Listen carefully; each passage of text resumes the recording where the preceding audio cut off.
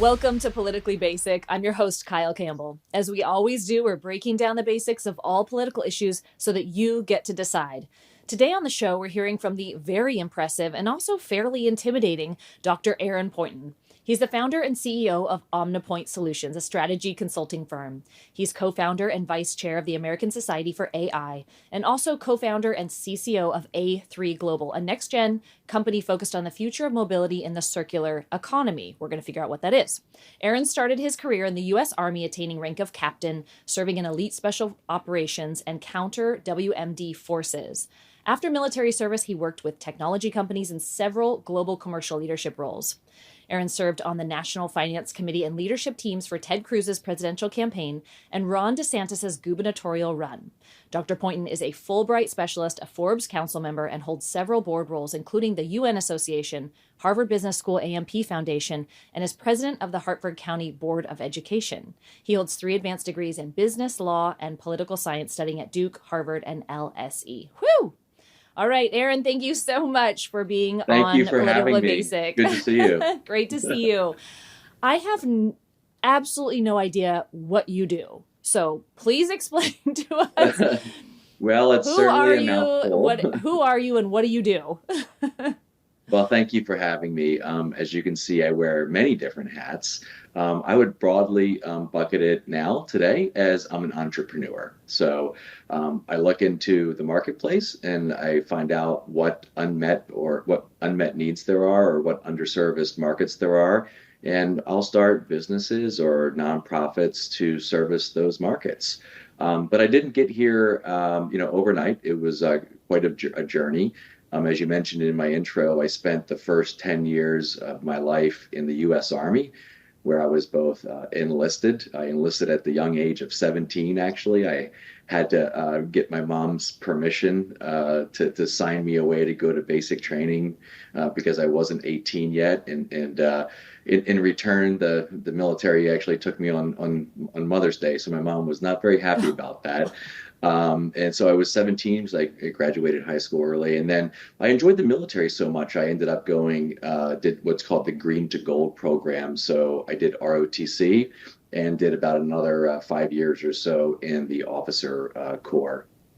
So after I got out of the military, I went back to school, went to business school, and went into the corporate world where I worked in various executive and commercial leadership roles, mostly for global technology companies, for about 15 years before I finally had what it took to jump out on my own and go into entrepreneurship. And I started several different companies and a few different nonprofits, which I really enjoy today. So, okay, well, that clears it up.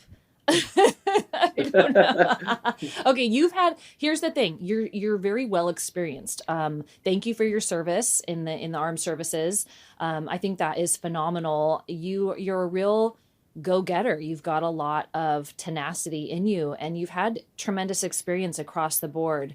We're going to talk a lot about those different aspects of your history, your resume, and your experience. And really, I need you to help us kind of understand what's going on in the global tech universe, in the worlds of AI, and what you're calling this 4IR technology. So can we start there with what 4IR technology is and what you guys are working on, how it affects the political space too? Absolutely. And there's a very strong connection between, what's happening in the world of business and especially technology and politics. You can't separate those two. So I'll start by just broadly defining what is 4IR. It's basically the fourth industrial revolution. As you know, we've been through 3 of them in the past. We're in the fourth now, which is really defined through technology. It's things like AI and machine learning and specialty medicine and pharmaceuticals, automation, basically any technology which is completely redefining our economy and how we work and how we play, is considered fourth industrial revolution. I really focus within two areas within 4IR. One of them is a business venture, and one of them is a nonprofit. So at the consulting company, Omnipotent Solutions, we help companies navigate 4IR. We help them adapt their strategies so that they can just not be relevant in the next generation, which is actually here, but so that they can thrive in it. And every time we've gone through an industrial revolution, there have always been winners and there's been losers. And if you look back, 50 years ago, 100 years ago, many of those companies that were thriving then are not even around today. And you don't even have to go back that far. I mean, you can even think about how technology has disrupted in our lifetime. I'm sure you remember Blockbuster, for example, and how some of these companies that were thriving just 10 or 20 years ago have now been completely replaced by new business models. And that's what we help companies do. But my own personal business ventures, I co-founded a company called A3 Global, which is in the automotive space, with automotive entrepreneur Michael Cardone III, who comes from a very, very long line in the automotive industry, where his grandfather started the business and then handed it off to his father. And then Michael continued Cardone Industries up until a couple of years ago, where the family ended up selling it. But they were the largest manufacturer in the Philadelphia area, with almost 6,000 employees. And what Michael and I decided to do was to take his experience in the automotive industry and my experience with the future of work, the future of technology in 4IR, and combine them together to start an automotive business that was really focused more on where the industry was going rather than where it has been. And clearly you've seen this shift towards connectivity, automation, the shared economy, and electrification in the automotive industry. And we really focused in on the electrification piece of it. But we did so in a way that was really environmentally conscious, right? And so if you look at what's been happening, in the late 1990s, you saw the introduction of hybrid vehicles, and Toyota was really the first that did that with the Toyota Prius. It has been extremely successful. We have seen Toyota not only Toyota, but many other manufacturers change over from traditionally ICE vehicles, which are just internal combustion engine vehicles, to hybrids. And the market initially transitioned to non-plug-in hybrids, which used a battery technology called the nickel metal hydride. And so that's what's in if you have a Toyota Prius or a Camry or one of those types of vehicles. More than likely you have that battery type. And then the industry transitioned, and it started to transition to hybrids that had lithium ion batteries in them. And those were largely the plug-in hybrids. Now, as you've seen, mostly through Tesla, you have seen that the industry start to transition to full EVs, which do not have an ICE component, because, as you know, a hybrid has both. And so with the full EVs are completely different than hybrid vehicles. It's a completely different system. The battery is a much larger component of both the cost and the makeup of the vehicle. And you're seeing that transition that's happening. So what we're doing is, typically a vehicle has a life of somewhere between 12 and 15 years. But many of these vehicles have batteries that start to degrade in their performance at around year 8 or maybe year 10. And so what happens is, over time, the vehicle starts to depreciate. And let's say, for example, you have a 10-year-old vehicle and the battery starts to go up, and you take it to the Toyota dealership. They're going to try to offer you a $5,000 battery replacement. And for most people, it's just not worth it. So what we end up doing is we remanufacture that battery, put it back into the vehicle, bring those cells back to life using a proprietary technology. And we do it at about a third the price of what a dealership would charge. And this is also very environmentally green. Um, that we have a very interesting dynamic that's happening right now because we have a new administration that's coming in. And this new administration is an administration that we believe is really going to move from a subsidy driven market to one that's more of a consumer preference market. So the real question is going to be whether the EV market can stand on its own without many of these federal government subsidies that have existed and really propelled it moving forward. Um, Happy to answer any questions on that, but it's really an interesting time in the EV marketplace right now. Yeah, I think it is. And it is very political. And help us kind of understand where this is going. You say that with a Trump 2.0 administration, that things are going to become more consumer friendly.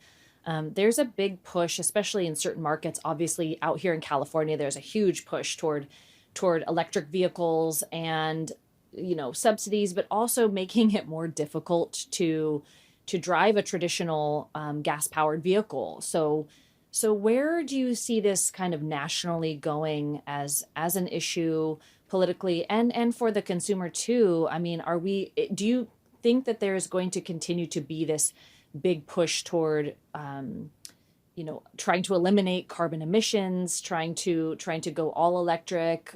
Predict the future a little bit for us here, Aaron. Sure. I believe that what will happen is as we move with Trump 2.0 from a market that has really seen the growth accelerate because of subsidies to a market that's going to be more consumer driven. I think that what you'll see is just the continued growth of the hybrid vehicle space. You're right. California has absolutely been a leader in this. And as you know, they say how California goes the rest of the country. But the reality is that the rest of the country is not California. Many states haven't invested in the charging infrastructure. There's many consumers that live in rural areas. There's power issues, there's pricing issues. Electric vehicles have continued to be more expensive than ICE vehicles or hybrid vehicles. Now, those prices are coming down. But the one company that took a very, very bold stance on this, almost to their detriment last year, was Toyota. If you think back to 2022, there were 7 EV Super Bowl commercials that year. That was kind of the hype of EV. And companies really just over invested in EVs to the point where now many consumers, I'm sorry, many businesses are losing money on these EVs that they're selling, significant amounts of money.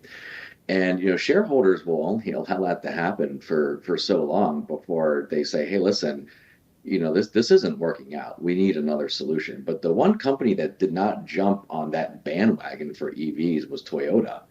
If you remember, Toyota came out with a statement that said, "Look, we think EVs are great, but we don't think that's the immediate future. Essentially, we're going to continue to double down on hybrid vehicles," and they did. And so, for example, they said starting this year, their very popular Camry model was no longer going to be offered in an ICE only vehicle. That it was only going to be offered in a hybrid vehicle.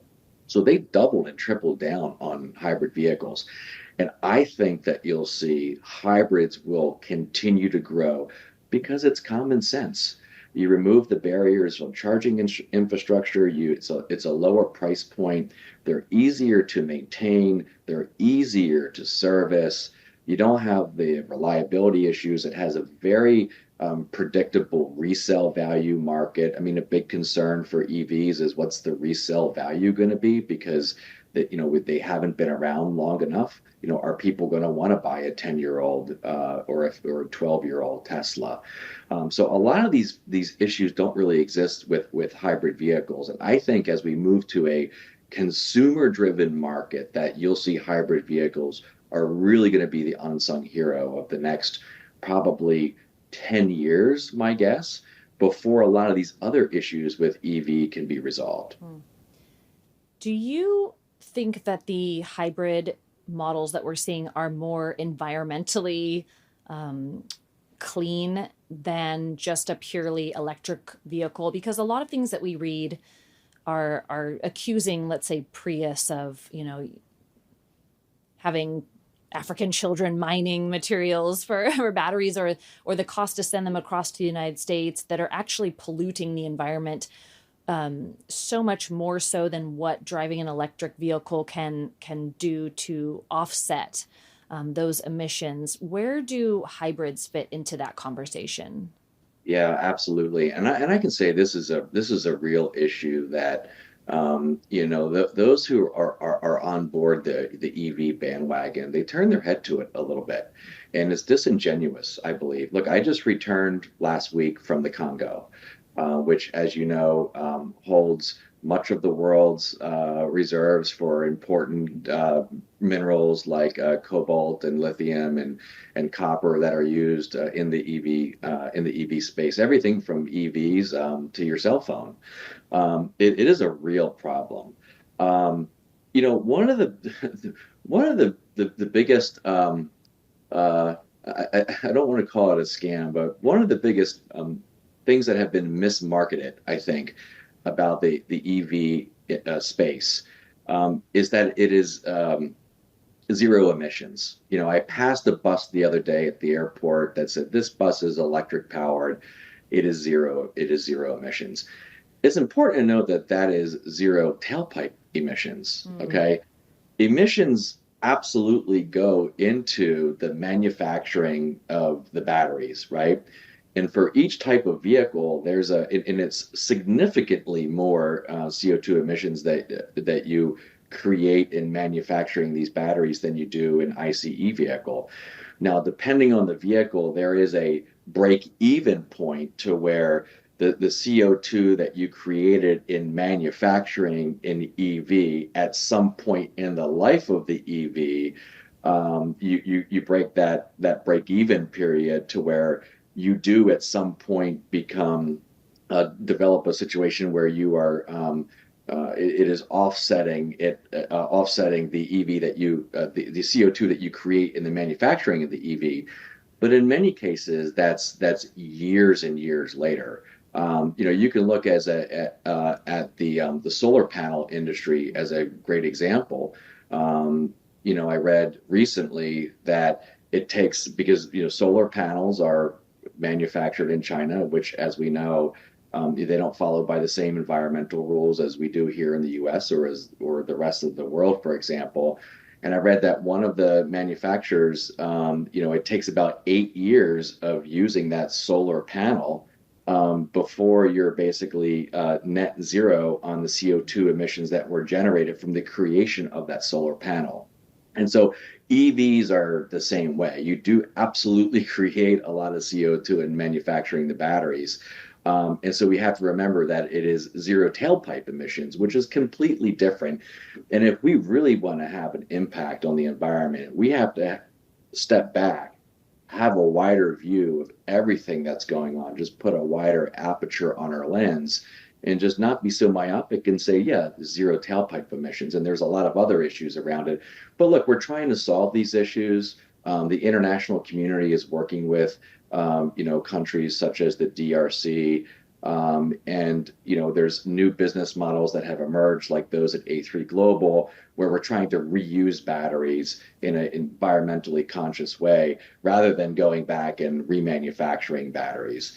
We also have to remember, too, that there's only limited supply right now of many of these minerals and refining capacities and manufacturing capacities, so that every battery that we can reuse and bring back to life through remanufacturing is a battery that we don't have to create from new again. Yeah, amazing. Is that what you mention in some of your materials on your website? You talk about a circular economy. Is that what you're talking about with these efforts to work on a global scale to address some of these issues? Yeah, absolutely. The circular economy is just a reuse economy. You can think of it in the simple terms as, what we've been doing for a long time with recycling. But there's different sort of points along that circular economy to where we don't have to necessarily recycle. There are, for many of these batteries, there are second life uses for them. So, for example, if we pull them out of a vehicle, and the battery's not strong enough to go back into another vehicle, is there another application for it? Are we able to bring it back to life? Because the issue is that sure, you can recycle many of these materials, but it's fairly destructive. Mm. You don't get all of those minerals back in the same way, so you do lose some of them in the recycling process. One great example of something that we've done is we've taken batteries out of vehicles, say like a Toyota Prius vehicle, for example, which uses a nickel metal hydride battery that didn't quite have the charge in it to go back into another vehicle. Well, we took those, we sent a bunch of them to Puerto Rico, and we used them to power houses down there to be able to give them some electricity. And that proved to work out very well. It helped many families during some of the recent storms and hurricanes that they've had down there. It's just incredible what you guys are able to do right now with the technology available and just being creative. And we're hearing a lot, of course, about Elon Musk and what he is doing in his recycling and reusing efforts too, with regard to the SpaceX materials and rockets. So it's just really fun for us lay people to watch and see what's going on. But I think it's a great time to be looking at recycling efforts across the board again, because, in the 80s, that was the big 80s and 90s, that was the big, like, save the planet, recycle everything. And then we all sort of forgot about it, and went about our business. And some of those practices have even become almost obsolete or ineffective now. So it's great that we are being so climate focused in that way on how do we really accomplish goals that do have a positive impact or just negate the negative impact on the climate. So I think that's fantastic. Erin, I want to ask you just about AI in general. So we're just living in this remarkable time where technology can do so much for us and help us in so many ways. I think most people are discovering the uses and applications of AI right now in terms of like, hey, can I ask chat GPT a question? And during the election, it was kind of interesting. We got some answers that seemed a little manipulated by maybe an influence of information that wasn't exactly correct, but people are starting to kind of dip their toes into this world of AI in those very kind of general ways of like, hey, answer a question or help me with a term paper or write some content for me at my job. And of course, we have a whole other layer of ethical implications on using it. But how is it being used today when we look at the political space? How is it being used in government, in the military, that most people might not know about? Yeah, absolutely. And you brought up Elon Musk, and that was a great transition because interestingly, we're both in the same space of EVs and AI. So those are the two areas that I focus on as well. And so just to start by, as an entrepreneur, I helped co-found the American Society for Artificial Intelligence. We actually just came back from our third semi-annual meeting, so we've been around for about a year and a half now. We were out in Sonoma. It's a nonpartisan, nonprofit organization that brings together 125 of the US's most influential leaders in the space of AI, which is highly curated. We have everyone from C-level executives to startup founders, to nonprofits, to government, and we bring them all in the same room. And our mission at the American Society for AI is really two things. One, it is to ensure that America leads the AI revolution. And we think that's important for several reasons. One is because, AI, as I mentioned earlier in this podcast, every single time you go through a technological change, whether it's a revolution or whatever, there are always winners and losers. We want America to be a winner. We want America to be the winner because what's going to happen is this will define what the economy looks like. It will reorganize the global order. I mean, there is a lot that AI can do. And we want America and American values of fairness and transparency and our democratic values to be a part of AI, to be embedded in AI, so that AI is both safe and fair and ethical, and so that those values will proliferate around the world as folks use American AI products. And we think that, we need to do this as Americans and not let China or Russia lead that, because then their values will follow and have significant influence around the world. And the second piece of it, well, A, it's U.S. leadership, and B, it's to ensure that AI is used in a safe, fair, and ethical way. But what's interesting about AI is that has been an undertone of all conversations of AI. While we do think it is important, it's also equally important, since AI is still in its relative infancy, that we don't overregulate AI to the point where we completely smother innovation and we lose the US's comparative and competitive advantage, which is our innovation, our speed to move, the capital that follows ideas, and our ability to launch products that benefit the entire world, whether it's GPS or whether it's the internet. We want America and American values to win this, and we have to be careful. We've been working very closely with regulators, and in fact, we have a couple of congressmen who are a part of the American Society for AI, and we've been working very closely with them to make sure that what happens from a regulatory perspective or from a legislative perspective does not smother the industry. Yeah, that's fantastic. And that's what America is known for, right? We are the creatives over here, and people from all over the world send their kids to study here because that's the component that they can't always incorporate into their society and their educational system. So I'm really glad to hear that. This is such a fascinating topic, and I have so many questions for you.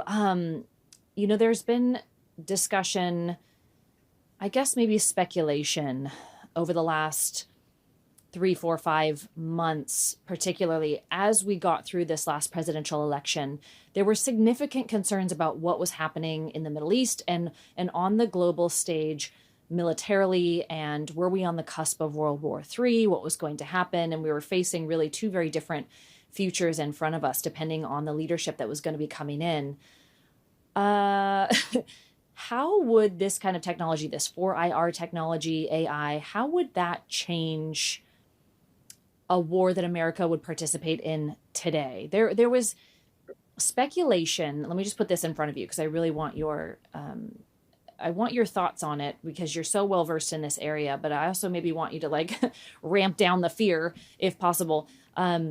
We're hearing kind of these rumblings of like, okay, if there were to be World War III in any future that's in our lifetime, that we're not even talking about human soldiers anymore. We're just talking AI. We're talking drones and machinery. Is that what the discussions and the capabilities are, or are we not there yet? Sure. Yeah, it's very interesting. If it's okay, I'll step back for a moment and just talk about what I believe Trump 2.0 means for AI, and then I can dive a little bit into what I think it means for national security and how future wars will be fought. I think it's very interesting. President-elect Trump is very pro-American innovation. And I'm hopeful that he will work with Congress and the legislators and the regulators to make sure that we don't overburden with regulation. As you know, David Sachs was recently appointed by President Trump to be the AI and crypto czar for the White House. So that kind of shows you where President-elect Trump's priorities are. And this is such an important topic for America now and the future, that we have this person in place who, by the way, I think was an absolutely amazing pick. But you have this other dynamic too, which is Elon Musk on the other side.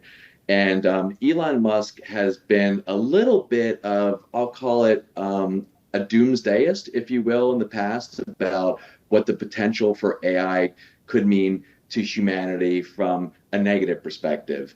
As you recall, Elon Musk was one of the guys who was leading the charge to put a pause on AI development past ChatGPT 4.0. And so you've got these, three interesting guys that all come with slightly different perspectives. President Trump and Elon Musk and David Sachs, who now I'll bucket David Sachs as probably a small government, small regulation, libertarian. And the question is going to be, of these guys, what sort of comes out of that. President-elect Trump has said that, on day one or sometime around day one, that he was basically going to rip up the executive order on AI that the Biden administration had put out recently. And then the question is going to be, well, does anything replace that at the federal level? Is there another executive order that comes out, which is essentially a pro-America, America first, light touch on regulation, big on innovation executive order, which I think would be perfect right now. Not that we don't need regulation, but the regulation can come later when we don't want that to spoil innovation. So we have all of those things happening, and this is just like, things will be changing with EVs, things will be changing with AI as well. And so I'm hopeful that many of those changes will take place. Now, what does this mean for the future of war and the future of the military? Yes, absolutely. We will see a military of the future, and we're seeing it now where human beings are being removed from the battlefield. We're already starting to see that. I believe I heard somewhere recently that the last human pilots that are going through, the Air Force Academy are in this generation of classes, and that future generations will be flying airplanes remotely. And we're already seeing that happen. So, yes, it is here. It is real. And, technology has always enabled winners and losers on the battlefield. Technology and logistics and command and control. These are three very important things. So whoever wins this space of 4IR technology and AI will hold military dominance in the future. Absolutely. And that's another reason why it's so important, in addition to just the American values, is because there's a massive national security aspect to this. And you're seeing some companies do it. You're seeing some companies do it well, integrating 4IR technologies into the Department of Defense through contracts. And company, Palmer Lucky's company, Anduril, is a company that's been very successful at taking, somewhat antiquated government and defense contracting models and making them a little bit more relevant for the battlefield of today and the battlefield of tomorrow. I want to ask you about every single movie that we have ever seen about utilizing technology in this way. And in every single one, the technology fails at some point, or turns against the humans, or turns against the person who created it. I mean, you're a military guy. You just mentioned, we're training some of our last maybe pilots or fighter pilots, but is that wise? Because can we fully trust the technology and the AI and this 4IR technology, or do we need to have that backup of human capability at the end of the day? Where do we draw that line on our reliance and our dependence on the technology, especially when it comes to national defense and security? That's a great question, and you're right. I've seen so many movies in the past where the robots have taken over, and poor humans, they get destroyed by the robots. And very interestingly, when we had our first meeting at the American Society for AI last December in San Francisco, we had an entire debate with the experts on this, and we had folks there from the military and Defense Innovation Unit. And the thing is, there is a lot of fear around this, and some of that has also been perpetuated by Elon Musk himself. That is always a possibility, but I think it is overhyped. I think that trust and countermeasures and human involvement in decision making from AI models needs to be built in to all of these models as a foundational base level, right? And you need to have things like kill switches, and there's a number of different things that you can do to make sure that that doesn't become a reality. So I think any human would say, yes, we still want human involvement in anything that's happening from an AI or machine learning perspective. We don't want there to be sort of just robots ruling the world.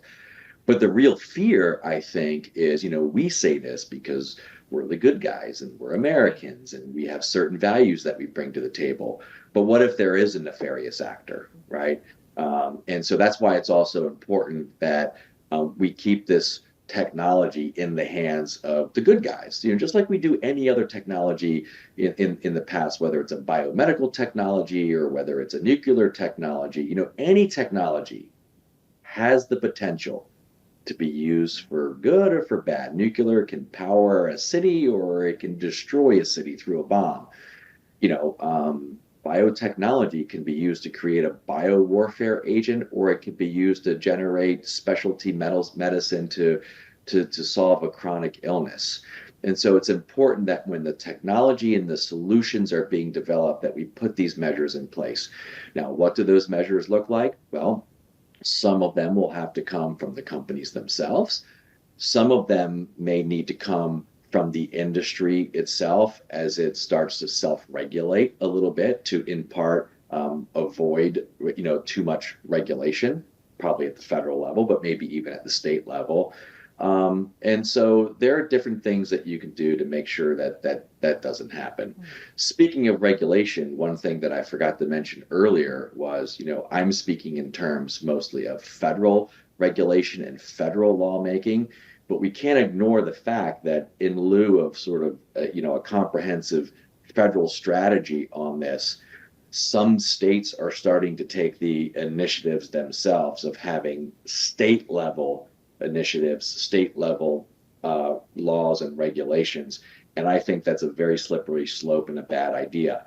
What we just saw in California recently was they had Senator Wiener from California put forth the AI safety bill, which really divided Silicon Valley.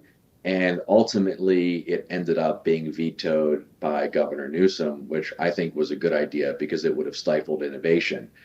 We're looking at other states now that are putting forth several other initiatives that are similar.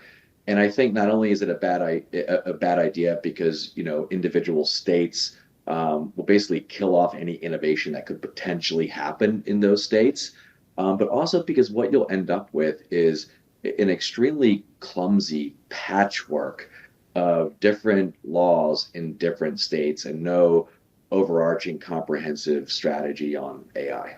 Yeah, we always ruin everything out here. Sorry about that. That's okay. The other thing that to your point, of course, it's going to stifle innovation and clamp down on that creative process. But here, what we dealt with in California was it was a free speech infringement.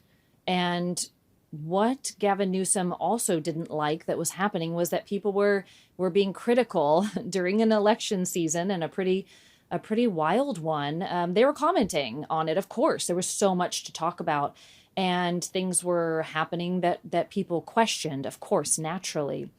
And so there was talk of legislation that would make a determination, human determination, if something was AI generated or manufactured, and then there would be consequences through the legal system about that. And the pushback on that, of course, was, profound. And what it really did was it would have put such total and complete power in the hands of a few elite legislators to make a determination if something was manufactured or not. And sort of you can tell, or you can make the case. We're still, as you say, we're still finding our way into this space, but there are a lot of ways that this can go wrong. And so I'm glad that those kind of terrible ideas got shot down. And along those lines, where do you think that we are at the most risk here? You're talking about, states trying to get their heads wrapped around this state by state, or other countries with maybe bad intentions getting a hold of this and setting some precedent.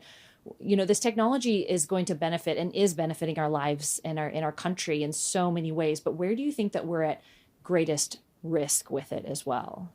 Well, I think what you just mentioned with the free speech piece of it is an area of risk. I mean, we have seen what has happened with the internet and with social media. And I think this was really highlighted over COVID, where you had narratives that were counter to essentially what was the agreed consensus on an issue that were just completely squashed. I talk about this. I have a new book which was hit the bestseller list just a couple of months ago called "Think Like a Black Sheep," and I talk about this. I talk about what leads to these really groupthink narratives, looking at it about why this has happened over time, what's the organizational and human psychology around it, and it is a real risk. Fortunately, now Americans have seen that this censorship has essentially stifled counter opinions that were counter to the narrative, which in hindsight actually had a lot of merit. And I'm glad to see that some of these folks, are now getting prominent positions under the Trump administration, like the new NIH director. And so I think free speech is something that we absolutely have to keep an eye on. And I do think, if you look at some of the folks that are involved with AI in the new administration, whether that's, Elon Musk and his positions that he's had on X, Twitter, or David Sachs as well. I mean, they are all pro free speech. And I think that is absolutely amazing. But the challenge that you're going to have is because we know that the internet and we know that AI and social media can be a megaphone and it can amplify messages very quickly. And we also know that sometimes those messages aren't accurate, or they're not truthful, or they're deceptive, or they're frauds. And unfortunately, with the growth of AI, the level of effort and expertise that is needed to create a very realistic and believable deep fake, whether it's an image, a video, or audio, has been reduced from a handful of people who are AI generation experts to almost anyone, and that is very, very scary. And so there's a member of the American Society for AI. His name is Siwei Liu. He's up at the University of Buffalo. He's an expert on deep fakes. We wrote an article recently, which was in Tech Policy Press. You can go take a look at about the real danger that deep fakes possess and different ideas that we can put forth, both technical ideas and non-technical ideas, to ensure that the information that people are consuming is not manufactured or put forth by a nefarious actor. But I would say that is one of the biggest things that is a big threat that's not going to be easy to solve. And we're not talking about little things and little decisions. We didn't see it as much as I thought we would have seen it this election cycle, but we're also talking about, swinging the votes of the entire country in some cases, and potentially, swaying the outcome of an election because of a really good deep fake. Yeah. Oh, I've got to ask you, and this is just purely to satisfy my curiosity about it. Those photos that the Harris campaign was releasing of packed crowds or people in front of Air Force Two with the phones up taking pictures, and so many people said they were AI generated crowds. What do you think? Well, again, I don't know what to believe because I saw a few different versions of that. The version that I saw surely looked like it was AI generated. Now, whether it was or whether it wasn't, I don't know. I mean, one simple thing that we can do is just simply disclosure. Disclosure about whether AI has been used to augment or in any way on on any type of That picture. makes I too much do sense. And think then I would have to tell people when I'm using my filters, Aaron, and I don't want to do that. that is true. That is the downside, TikTok right? does it, right? Um, It lists the filter that you're using down below, but us, yeah. we don't always want to share that information. No, but I we've just want seen to that look in some other industries, like, good. the real estate industry, Yeah. for example, Oh yeah. if they post an image of a house that has, something, it has a really beautiful background that's actually not there of the sunset, there's some places where you have to disclose, kind of what was done to change that. But of course, that relies on someone being truthful and upfront, which many organizations would do, but many individuals wouldn't necessarily follow that. So it's a big problem. It's not an easy problem to solve, but that is something that companies. I mean, there's been entire business models that are have been dedicated to solving this problem. One of the companies that has emerged that's doing some really good work in this place is called a Reality Defender. Mm. And I encourage you to look them up, but they're doing some great work there. But there are companies that are trying to solve this. But to answer your question, I think this is one of the biggest risk areas. Yeah. Well, it's so interesting, and it's going to be really fun to kind of watch as this all unfolds, because it's managing the regulation, but also it's like, who's policing it? There's this whole other aspect of is it going to be litigated, and how do we go about ensuring that people are being truthful or are being factual about that. So it's going to be really fun to watch as it goes forward. And I'm glad to hear that people, of course, people in our country are on top of this. I'm dying to ask you, while I've got you for a couple more minutes today, scariest, craziest, wildest thing that you have seen that has been a product of AI right now? Wow. To give myself a second to think Yeah, about it's a that. hard question. Okay, so here's what I'm going to tell you Well, what no, I've I actually seen. want to address Okay. something that you just mentioned, which is the judicial issue of it, Yes. Hmm. of all of this, right? Because we do live in a system of common law where the courts actually have a lot of power to create precedent and essentially de facto law. And that could be a whole different topic for a whole different podcast. But I will say that there's a lot that's going into this, and we're seeing a lot of court cases start to emerge on all of these topics, really. And then the question is going to be, is there new case law, that's created from this, that's using new models, or are we going to try to put the round hole in the oval peg with existing models? And so there's an entire body of just court cases that are being prepared to move through court, relevant to AI. I'm sorry. So your question was, what was essentially the scariest thing that I've seen related to AI?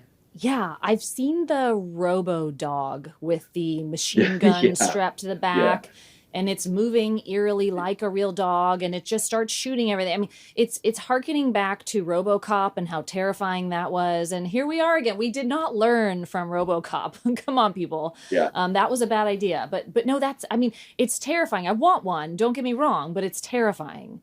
Yeah, you know what? I would say, and I remember it. I think it was a ED 209 in a RoboCop, right? I don't know how I remember that. That just went off the hooks and just blew that guy away.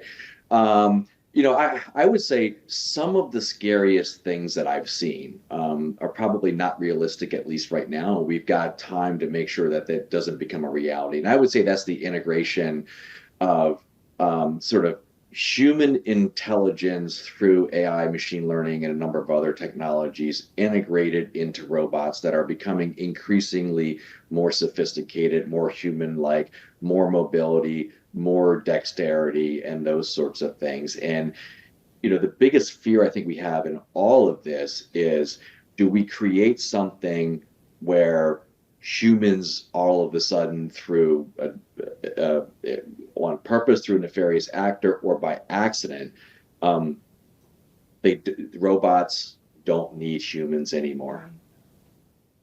Right. Yeah. I mean, it is an interesting time that we're living in, because we want to create these things. We want to see where we want to push the limits of human capability and creativity and intellect. And then we see the products of that sometimes, and we're like, too far. Yeah. It's can be really interesting to see. I mean, I definitely still would like to put my order in for my Terminator. So if you could get me Can you get me Skynet's contact information? When the Terminator War happens, I want to be prepared and I'd like to start early. So I'm Well, this thinking is why about you the have to robot be dog. nice. This is why you have to be nice to your AI. And Yes. I'm always very nice to Alexa. I say thank you, to Siri, Yes. because one day they might take over and hopefully they'll remember how nice to them I was back when they were dumb. I'm really glad that you're saying that because don't call her dumb. Shh, I can hear Right. you. I'm glad that you're saying that because whenever I use I think I've got Siri on mine. It's probably going to trigger my phone behind me right now. But Mhm. whenever I'm using it, I do the same thing because I know this sounds absolutely ridiculous, but there's that 1% of me that's like, yeah, I should have a vested interest in having a good relationship with my AI technology. Just on One the day off she'll chance remember that when you yelled at yeah, her. I feel like well, I would never, but I feel like she knows now and it's going in the bank. So Yeah, well, Aaron, I loved our conversation. I only wish that we had more time to talk. So I hope that you will come back on Politically Basic again and we can keep absolutely. digging into some of these topics because it is so interesting. And I'm sure by the next time I bring you around to be on the show again, there will be something new to talk about because that's the way all of this is unfolding so quickly. But you've been so generous with your time today. And I want to thank you so much for coming on the show with me. Thank you. And thank you all for joining us on this episode of Politically Basic. We're committed to breaking down the basics so that you get to decide. Be sure to check us out at politicallybasic.com and follow us at Politically Basic so you don't miss an episode. And we'll see you next time.